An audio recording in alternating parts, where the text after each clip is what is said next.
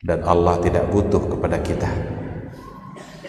Tapi kalau kita meminta kepada manusia, manusia tak punya segala-galanya, dan manusia itu cenderung butuh kepada kita. Jadi siap-siaplah kecewa kalau seandainya kita mengharapkan banyak hal pada manusia, tapi tidak akan pernah kecewa insya Allah ketika kita benar-benar berharap dan memohon hanya kepada Allah Azza wa Jalla.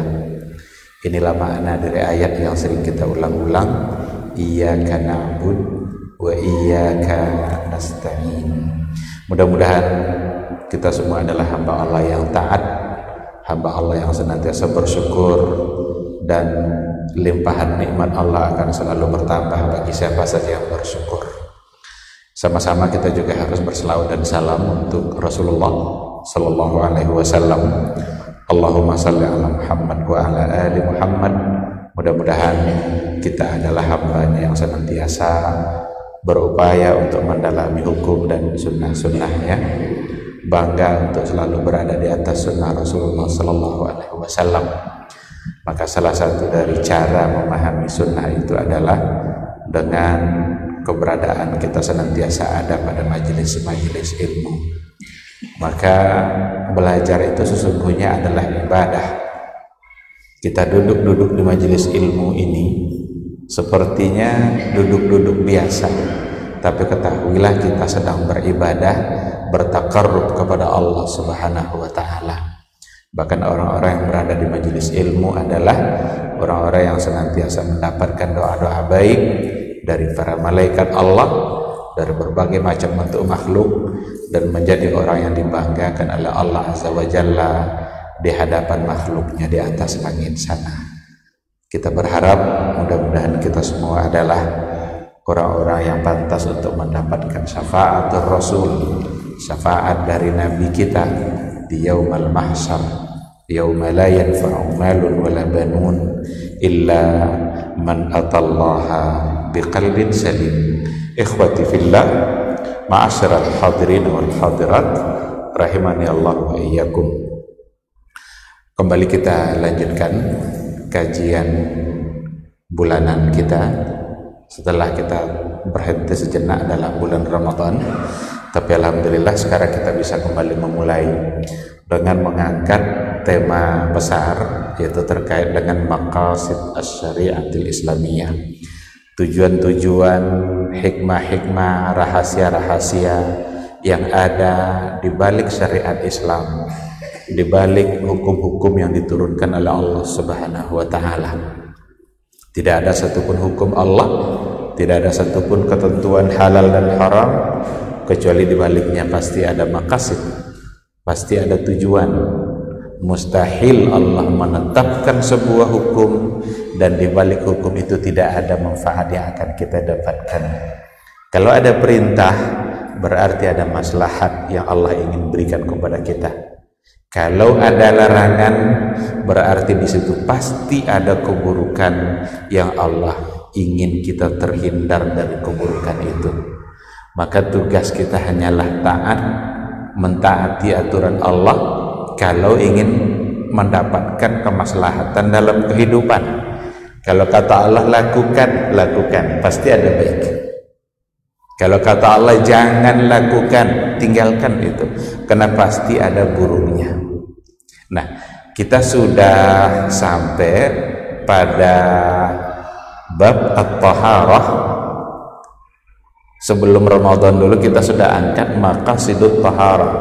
Apa tujuan-tujuan Allah, apa maqasid yang ingin diberikan oleh Allah ketika Allah berikan sebuah ketentuannya dalam bab taharah. Taharah itu seperti yang sudah kita pahami bersama, artinya adalah bersuci, dan bersuci ini hal yang asasi dalam agama kita. Kalau kita buka buku fikih, semua buku fikih itu akan memulainya dari bab taharah, padahal taharah bukanlah bagian dari rukun Islam. Jadi buku fikih tidak memulainya dari sholat, puasa, padahal itu adalah rukun Islam. Dia memulainya dari bab taharah, yang ternyata sudah kita sampaikan dulu, taharah ini akan bersambungan dengan semua bab-bab fikih yang sesudahnya. Taharah akan ada hubungannya dengan sholat, taharah akan ada hubungannya dengan puasa, taharah akan ada hubungannya dengan zakat. Kok sepertinya kok ada hubungan ya taharah sama zakat? Ada. Muncul satu pertanyaan, apakah zakat dari harta korupsi wajib enggak? Harta yang hasil korupsi wajib enggak dizakatkan? Ada semacam pembahasan dalam kajian-kajian fikih kontemporer yang jelas kesucian harta itu ada permasalahannya dibahas oleh para ulama. Haji juga seperti itu. Orang-orang dalam keadaan haid tidak boleh melakukan tawaf. Nah, oleh karena itulah dikarenakan oleh taharah itu bersambungan dengan semua bab al-fiqh, maka itu menjadi pembahasan utama. Taharah itu akan membuat kita dicintai oleh Allah Subhanahu wa taala. Baik taharah secara fisik ataupun taharah secara kalbu, secara hati. Jadi disuruh kita untuk bersuci oleh Allah, baik fisik maupun hati, agar kita mendapat cinta dari Allah Subhanahu wa taala. Dalam Al-Qur'an dikatakan, innallaha yuhibbut tawwabina wa yuhibbul mutatahhirin. Sesungguhnya Allah mencintai orang yang tawwabin, suci secara hati, orang-orang yang bertaubat, dan Allah juga mencintai al-mutatahhirin, orang-orang yang suci secara fisik. Maka ayat itu artinya Allah cinta kepada orang yang suci hati dan fisiknya. Maka kalau ingin mendapatkan cinta Allah, dan kalau Allah sudah mencintai kita, apa yang tidak bisa kita dapatkan? Kalau seorang ayah mencintai anaknya, maka dia akan menyayangi anaknya, akan memberikan apa yang diminta oleh anaknya itu. Allah Subhanahu wa ta'ala kalau sudah mencintai hamba, maka dia akan memberi segala-galanya. Bahkan Allah sudah beri sebelum hamba itu meminta. Sebelum hamba itu minta, sudah diberinya. Kalau dia mencintai, kalau Allah mencintainya. Padahal masalah kita dalam hidup ini sangat banyak sekali. Kalau ingin selesaikan masalah kita, kalau ingin dapat solusi setiap persoalan yang kita alami dalam kehidupan kita, mulailah dengan berdoa kepada Allah agar kita mendapat cinta dari Allah Subhanahu wa ta'ala. Wa may yattaqillaha yaj'al lahu makhraja wa yarzuqhu min haitsu la yahtasib. Siapa yang bertakwa kepada Allah, Allah akan berikan solusi bagi kehidupan dalam hidupnya, bagi persoalan dalam kehidupannya, dan juga akan diberikan rezeki dari yang dia tidak duga-duga. Baik, ikhwati fillah. Jadi kalau kita bicara maqasidut taharah, itu ada maqasidut taharah yang bersifat umum, bersuci secara umum. Itulah diantaranya agar mendapatkan cinta dari Allah Subhanahu wa ta'ala. Tetapi dalam kajian maqasidut taharah itu juga ada nanti yang sifatnya al-maqasidul khassah, tidak bersifat umum, tapi maqasid yang bersifat khusus untuk masing-masing bab taharah itu.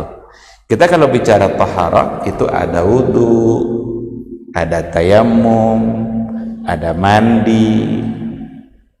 Setidaknya yang hubungannya sama hadas, ini 3 cara untuk membersihkannya. Kalau hadasnya hadas besar, mandi besar, membasahi seluruh anggota tubuh kita, mulai dari ujung rambut sampai ujung kaki. Ada yang sifatnya hadas kecil, cukup dengan berwudu, tidak perlu mandi. Ketika wudu dan mandi ini tidak bisa, mungkin karena sakit, atau mungkin karena tidak ada air, atau air yang ada sedikit tidak cukup untuk mandi. Agama punya solusi. Apa solusinya? At-tayammum, maka digantilah wudu dan tayamum tadi, wudu dan mandi tadi dengan tayamum, dengan menggunakan debu. Lalu apa tujuan dari semua taharah ini? Itu punya al-maqasidul khassahnya. Kalau masih ingat dulu di awal-awal ada pembagian maqasid, ada yang bersifat ammah, ada yang bersifat khassah. Ada maqasid yang sifatnya secara umum, tapi ada yang masing-masing. Berwudu, kalau seandainya kita pahami baik-baik, itu salah satu dari cara Allah agar kita ini menjadi bersih, agar dosa-dosa kita ini gugur. Allah itu sangat tahu dia kalau kita ini orang yang banyak dosa. Allah tahu dia, ini hamba ini banyak dosa nih.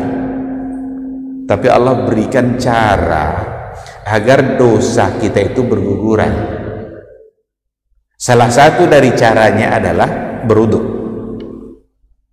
Karena berdasarkan kepada sebuah hadis yang sahih dikatakan bahwa tetesan air wudu yang dilakukan oleh seorang hamba itu menggugurkan dosa-dosa yang dilakukan oleh anggota tubuhnya itu. Kan kita basuh muka, berapa banyak dosa muka kita? Mata yang mungkin sengaja, mungkin tidak, memandang kepada sesuatu yang diharamkan oleh Allah. Telinga yang mendengarkan sesuatu yang dilarang oleh Allah. Lidah yang berucap dengan hal-hal yang mungkin menyakiti hati orang lain, atau mungkin berbohong. Kita kalau amati baik-baik, wudu itu mulai dari sunnahnya sampai wajibnya, itu semua adalah berhubungan dengan sumber dosa. Kenapa sebelum berwudu kita diminta berkumur-kumur? Ini dosa lidah kita ini tidak terhitung nih. Walaupun dihukumkan sebagai sunnah wudu, tetapi agama sangat menganjurkan. Seperti yang kita katakan tadi, disuruh untuk membasuh muka, bahkan itu menjadi rukun dalam wudu. Karena ada banyak dosa.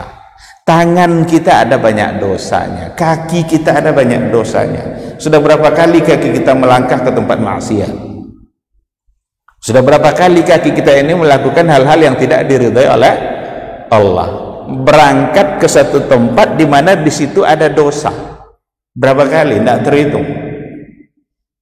Maka dalam hadis dikatakan, tetesan air wudu yang dilakukan oleh seorang hamba saat dia berwudu itu akan menggugurkan dosa. Dalam kajian maqasid juga dibahas, kenapa kok rambut tidak dibasuh? Kan sampai di rambut cuma diusap-usap saja. Alasannya ada dua. Takhfifan lil mutawaddi, itu untuk meringankan. Kalaulah sempat rambut dibasuh seperti muka, pasti kita akan sulit. Terbayang enggak kesulitannya kalau rambut mesti dibasuh seperti muka. Yang kedua, katanya rambut agak kurang sedikit sumber dosanya, tidak seperti mata, tidak seperti lidah, tidak seperti tangan yang memang mengambil secara langsung. Mungkin ada, itu penjelasan seperti itu bisa kita temukan dalam buku-buku yang bicara tentang maqasid at-taharah, walaupun tidak secara keseluruhan buku, tapi ada di antara buku yang bicara seperti itu. Nah, jadi wudu saja, dari wudu saja kita sesungguhnya bisa bersih dari dosa. Itulah sebabnya dianjurkan kita untuk sering berwudu. Bangun malam berwudu, nanti setiap mau sholat berwudu. Caranya oleh Allah untuk membersihkan kita dari dosa. Para ulama berbicara dalam buku-buku fikihnya, tajdidul wudu itu tetap hukumnya disunnahkan. Kalau ada orang, kalau dari satu sholat ke sholat berikutnya masih ada wudunya, boleh tidak dia tetap mengerjakan sholat dengan wudu yang pertama? Jawabannya boleh, karena dia masih suci. Tetapi seandainya dia ulang, kalau tidak dia ulang tidak apa-apa, itu satu bentuk satu hukum yang sudah ditetapkan oleh para ulama karena dia suci. Tetapi seandainya dia ulang, itu akan lebih baik bagi dia. Kenapa lebih baik? Karena akan berguguran lagi dosa-dosa dia dari satu sholat kepada sholat yang berikutnya. Nah, ikhwati fillah, itu dari wudu. Sekarang coba kita lihat, saya coba catatkan, saya simpulkan yang berkaitan dengan at-tayammum. Apa maqasid dari tayammum? Kan kalau mandi tidak bisa, wudu tidak bisa, maka gantinya tayammum. Dulu sudah pernah kita bahas kalau nggak salah, apakah sama cara tayammum sebagai ganti mandi dengan ganti wudu? Jawabannya sama. Dulu ada di antara sahabat namanya Ammar ibn Yasir. Dikiranya tayammum ganti mandi itu guling-guling di pasir. Karena kalau mandi kan orang membasahi seluruh tubuh. Kalau wudu cuma anggota tubuh tertentu saja. Nah, karena dia harus mandi wajib dan dia tidak bisa mandi ketika itu, harus berwudu. Tahu dia harus bertayamum itu. Cuma dikiranya tayamum sebagai ganti mandi dengan guling-guling di pasir untuk mengenakan seluruh tubuhnya dengan pasir. Ternyata dipanggil dia oleh Rasulullah Sallallahu Alaihi Wasallam. Nabi mengatakan, ya Ammar, innama yakfika hakada. Hai Ammar, sesungguhnya cukuplah bagi kamu begini saja, kata Rasul. Maka Rasul menepuk tanah yang ada di dekat dia, lalu dihembusnya agar tidak ada debu, dan Rasul mengusap kepada wajahnya dan juga tangan sampai pergelengan tangan. Dari hadis ini diambil hukum oleh para ulama bahwa yang namanya tayamum caranya sama, baik sebagai ganti dari mandi ataupun sebagai ganti dari wudu. Dari hadis itu juga diambil hukum oleh para ulama, kalau bertayamum itu sampai siku apa sampai pergelengan. Dari hadis tadi itu diambil hukum bahwa kalau bertayamum tidak sampai ke siku, tapi hanya sampai pergelengan tangan. Kalau wudu kan ilal marafiq, fauksilu wujuhakum wa aydiyakum ilal marafiq. Ada kata-kata ilal marafiqnya sampai siku. Tapi pas di wudu, pas di tayammum itu tidak ada lagi kata ilal marafiq. Yang ada adalah famsahu biwujuhikum wa aydikum minhu.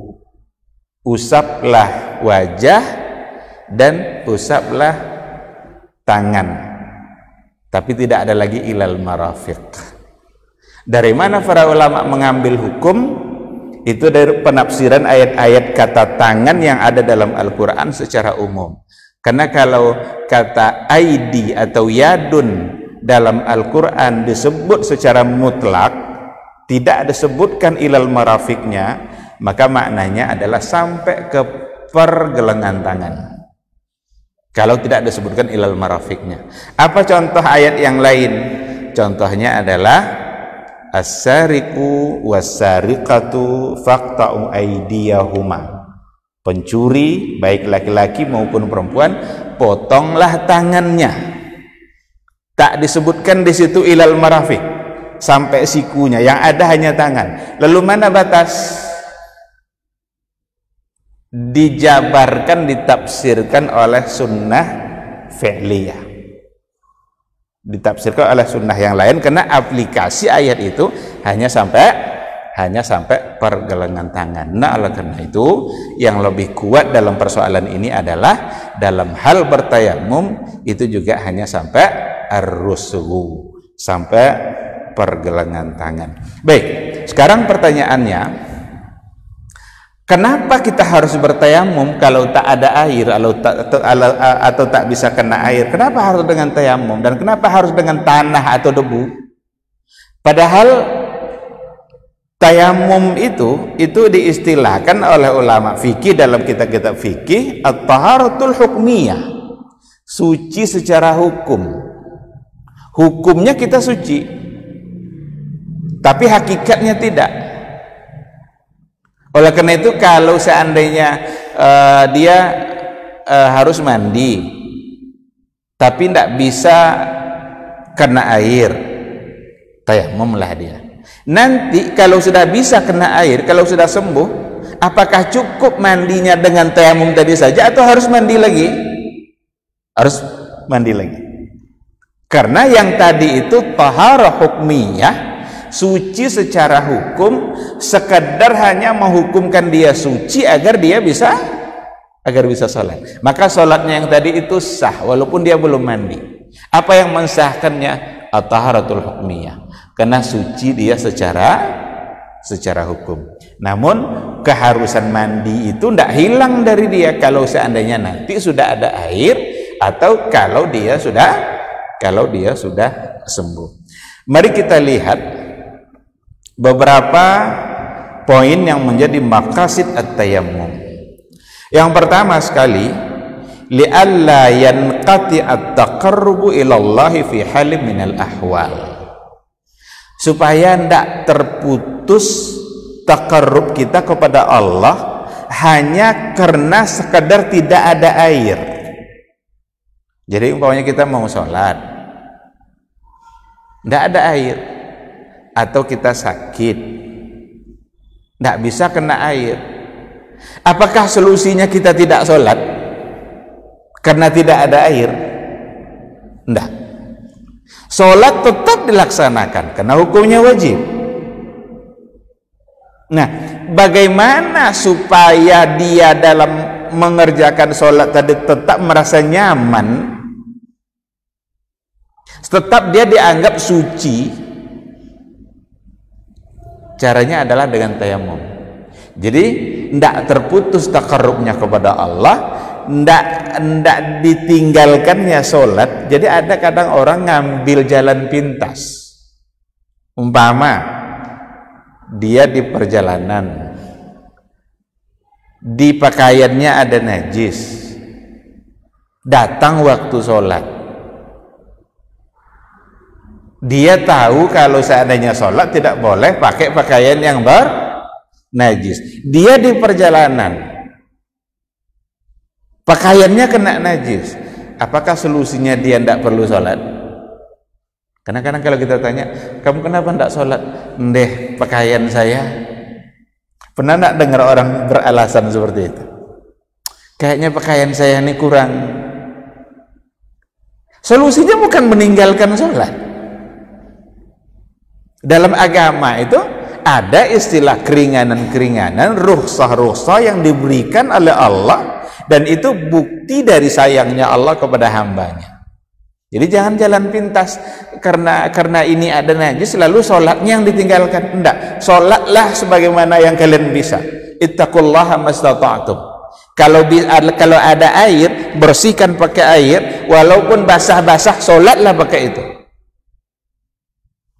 Bahkan dalam buku fikih dibahas begini, ketika ada orang yang dia tidak punya pakaian kecuali hanya satu, tidak mungkin dia punya tidak bisa dia mengganti pakaian yang lain, tapi pakaiannya ini terbuka auratnya, masuk waktu sholat, boleh tidak dia sholat dengan pakaian yang tadi itu? Atau solusinya dia tidak sholat? Solusinya bukan dia tidak sholat, dia wajib mengerjakan sholat, karena sholat memang hukumnya wajib. Asal sadar kita wajib sholat itu. Kalau udah tidak sadar lagi itu baru. Nah, bagaimana dengan pakaiannya? Karena hanya itu yang ada dan tidak punya selain itu, tidak ada cara mengganti, sholatlah seperti itu. Ittaqullaha mastata'tum. Ada orang terbaring di rumah sakit, ini di badannya dia pipa-pipa semua, kabel-kabel macam-macam yang ditempel di badan dia. Sadar dia, kira-kira sholat wajib enggak? Jawabannya wajib. Lalu nanti bagaimana dia menghadap kiblat sementara dia dihukumkan oleh tempat tidur yang mungkin tidak bisa diarahkan ke kiblat? Sholatlah sebagaimana dia bisa, walaupun tidak menghadap kiblat. Nah, ini kadang yang dirasakan oleh orang, bagaimana kalau saya dalam hutan. Sering ditanya oleh orang nih, saya ingin sholat tapi tidak tahu dari mana arah kiblat. Cari dulu, berusaha mencari arah kiblat, mungkin lewat matahari. Kalau tidak bisa juga, maka sholatlah ittaqullaha mastata'tum. Bahkan ketika dia yakin itu adalah arah kiblat, sholat dia zuhur ke arah tertentu dan dia yakin itu arah kiblat. Pas masuk waktu asar, tahu dia kalau dia salah tadi itu. Oh, rupanya kiblat bukan ke sini, kiblat ke sini. Salatlah asarnya arah ke kiblat yang baru, zuhurnya tetap dihukumkan sah. Nah, inilah dalam kaidah oleh para ulama, al-ijtihad la yanqudu bil ijtihad. Sebuah ijtihad itu tidak dibatalkan hukum pelaksanaannya oleh ijtihad yang baru. Yang tadi sah karena ada ijtihadnya. Ini juga sah, tidak membatalkan yang pertama, karena ini juga ada ijtihad yang baru. Ini namanya keringanan dalam agama. Allah mudahkan kita dalam beragama ini. Maka salah satu dari prinsip dalam beramal itu taisir. Taisir itu ada kemudahan dari Allah. La yukallifullahu nafsan illa usaha. Allah tidak membebani seseorang kecuali sesuai dengan batas kemampuannya. Nah, oleh karena itu tayammum itu salah satu dari bentuk keringanan yang diberikan oleh Allah agar ibadah kita tidak terputus dan agar kita tetap merasa bersih dan suci saat kita beribadah. Kita akan sangat berbeda halnya nanti kita sholat tapi kita yakin kita tidak suci, tidak nyaman kita, tidak akan nyaman kita. Tapi kalau kita bertayamum, dengan tayamum ini yakin kita suci, nyaman hati kita. Maka poin yang kedua dikatakan di sini, li ayyash'ura ahadun ala annahu ala tahara. Tayamum itu maqasidnya adalah supaya seseorang itu merasa bahwa dia dalam keadaan suci dan itu membuat dia nyaman dalam beribadah. Coba umpamanya kita sholat, bersab-sab kita nih, sholat kita bersama orang-orang lain, tiba-tiba batal wudhu kita. Ketika wudhu kita batal, mau keluar dari saf mungkin malu, batal wudhu. Keluar malu, lanjut sholat. Dia lanjut sholat tadi nyaman tidak pikirannya? Coba rasakan aja sendiri. Melanjutkan sholat dan dia yakin tidak suci, itu tidak akan nyaman. Sadar dia tadi batal wudhunya, ada yang keluar, kecuali kalau ragu. Kalau ragu-ragu dia jangan tinggalkan dulu, kata Rasul. Jadi apabila seseorang datang keraguan-raguannya saat sholat batal atau tidak, rasa-rasa ada yang keluar, kata Rasul, la yansarifu hatta, jangan tinggalkan sholat itu kecuali ada salah satu dari dua hal, hatta yajida rihan aw yasma'a sautan, sampai dia ada tercium aroma yang tidak menyenangkan atau ada terdengar suara yang keluar. Kalau ada salah satu ini, maka tinggalkanlah. Tapi kalau tidak ada, itu wasawusus syaitan. Itu bisikan-bisikan syaitan yang senantiasa menggoda kita agar kita tidak khusyuk dalam sholat. Nah, oleh karena itu, tayamum itu disuruh oleh Allah, diperintahkan oleh Allah untuk memberikan kenyamanan hati kita. Saat kita bertayamum, walaupun hanya dengan debu, apa yang bisa disucikan oleh debu? Tapi hukumnya kita suci, sehingga saat kita beribadah nyaman kita. Allahu Akbar, sami Allahu liman hamidah, yakin kita dalam keadaan suci walaupun tadi belum mandi wajib. Keyakinan suci inilah yang diinginkan oleh Allah saat kita beribadah, maka diperintahkan untuk bertayamum. Ikhwati fillah, lalu dibahas juga kenapa harus dengan tanah. atau dengan debu yang suci? Ada beberapa alasan. Yang pertama, ada taqarubul ma'na bainal ma'i wat turab. Ada semacam titik temu antara tanah dengan air. Ketika air tidak ada, diganti dengan debu atau dengan tanah. Begini penjelasannya.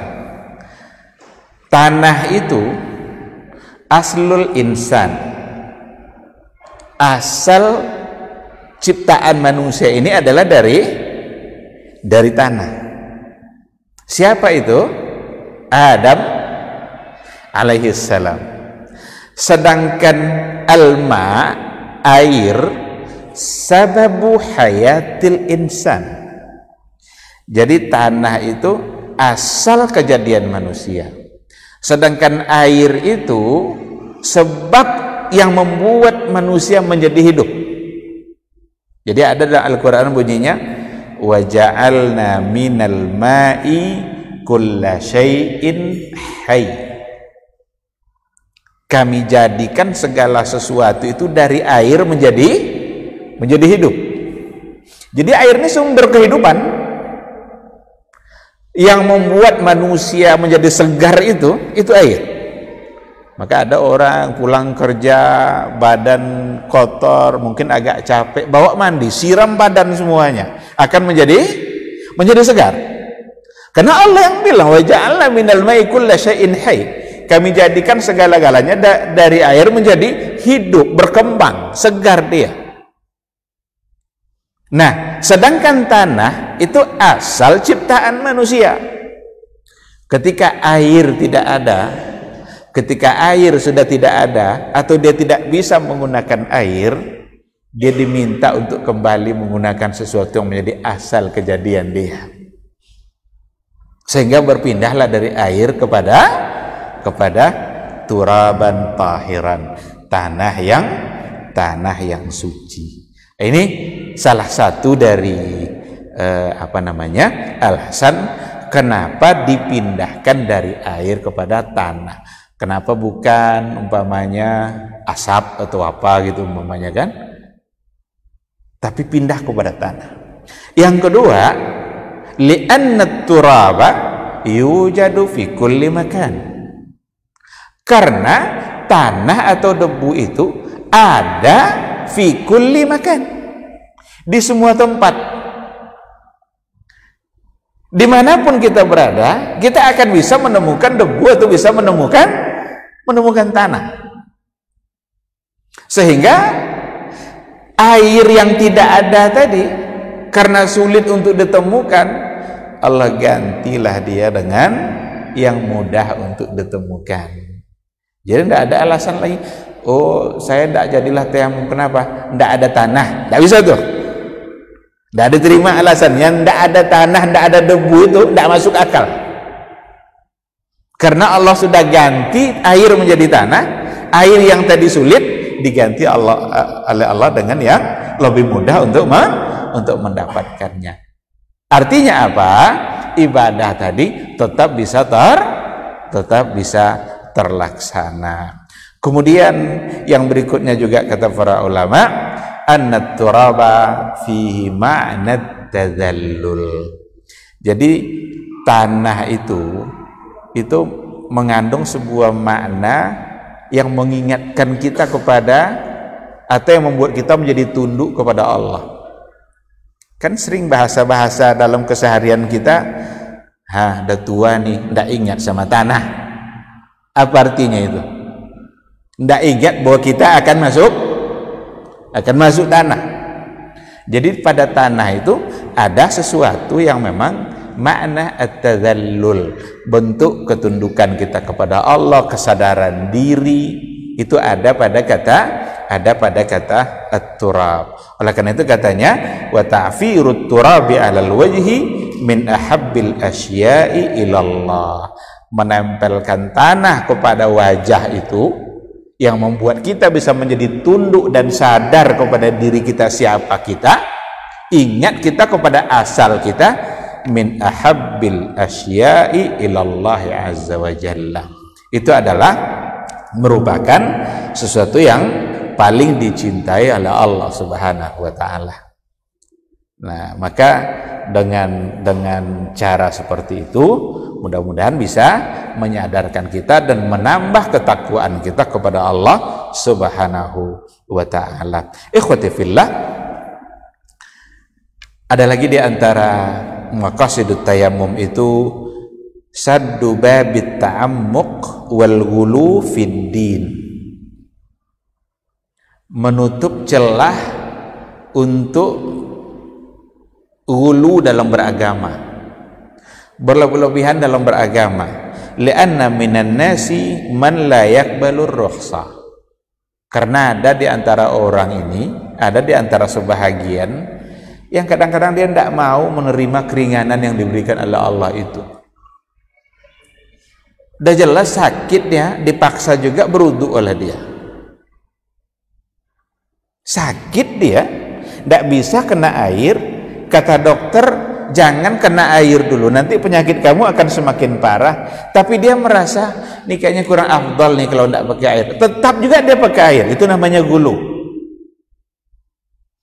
Jadi salah satu dari bentuk ghulu dalam beragama ini adalah ketika kita tidak menerima keringanan-keringanan yang diberikan oleh Allah Subhanahu wa taala.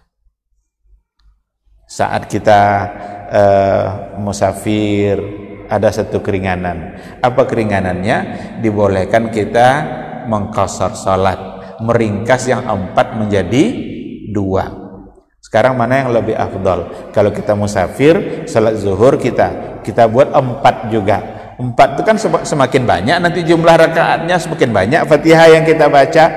Tapi apakah itu yang lebih afdal ataukah dengan mengqashar salat? Jawabannya adalah dengan mengambil rukhsah, mengambil keringanan yang diberikan oleh Allah Subhanahu wa taala. Allah yang menetapkan hukum itu, dia yang memberikan kita keringanan. Karena kita ini, kalau kita paksa diri kita ini dalam beribadah, nanti kita akan bosan sendiri. Agama ini tidak akan pernah bosan dia. Kita yang akan bosan dengan perbuatan kita itu.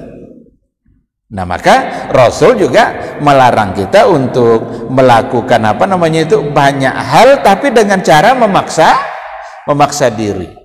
Lebih baik sedikit tapi rutin, kan itu? Ahabbul a'mali ilallah adwamuha wa in qalla. Amalan yang paling baik di sisi Allah itu adalah adwamuha, yang continue, terus menerus, wa in qalla, meskipun sedikit. Karena kalau kita paksa diri kita ini untuk mengerjakan hal yang besar dan banyak sekaligus, tapi terputus nanti, itu tidak lebih baik.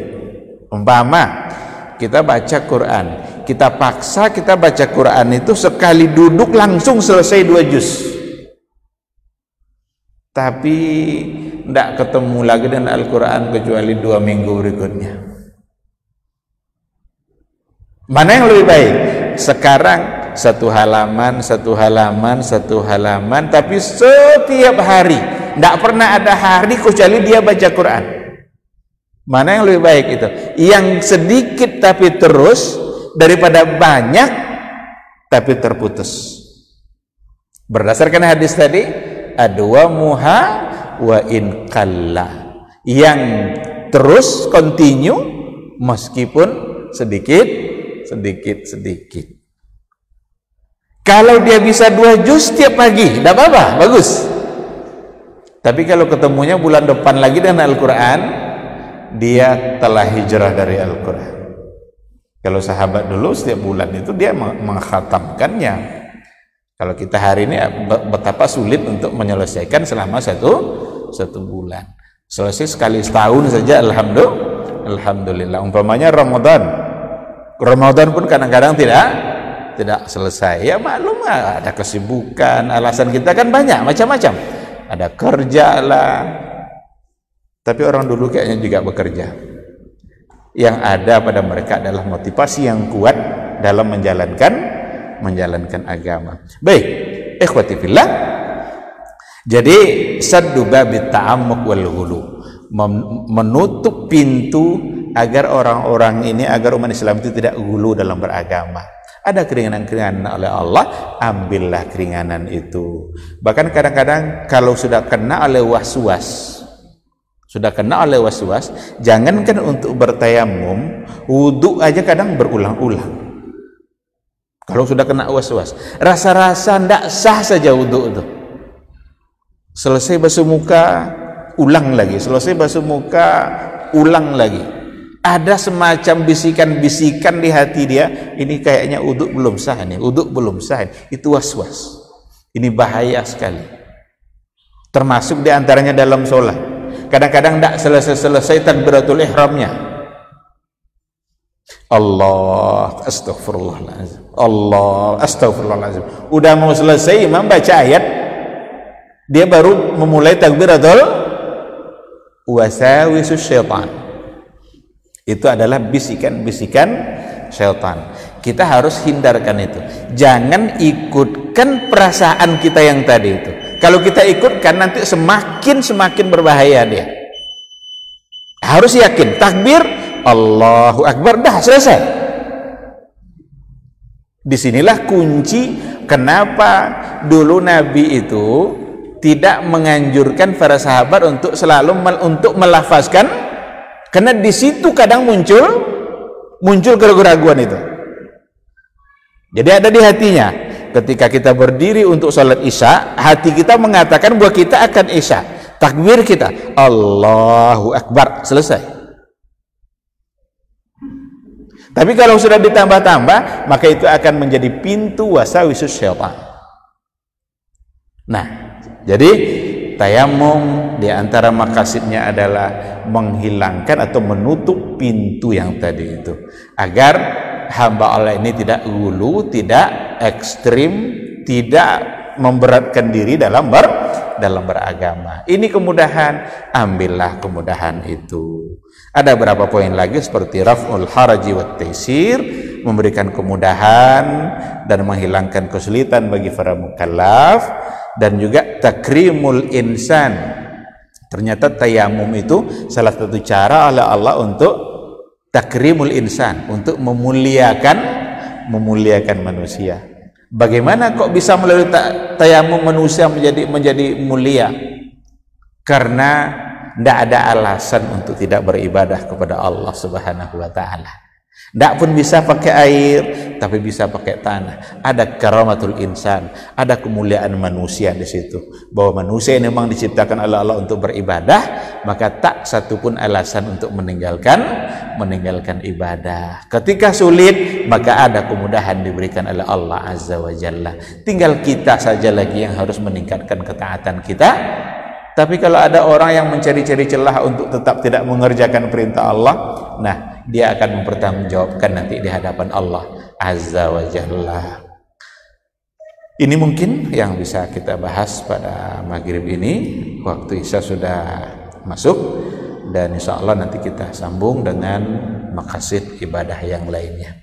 Kalau sekiranya persoalan taharah ini kita sudah agak selesai, nanti kita bisa masuk pada maqasidus salah. Bab solat biasanya diletakkan setelah bab at-taharah dalam kitab-kitab fikih. Mungkin terima kasih, mudah-mudahan menjadi ilmu bagi kita bersama, dan semoga Allah Subhanahu wa ta'ala membimbing kita untuk tetap istiqamah melaksanakan ilmu yang kita dapat. Terima kasih. Subhanakallahumma bihamdika asyhadu an la ilaha illa anta astaghfiruka wa atubu ilaik. Wassalamualaikum warahmatullahi wabarakatuh.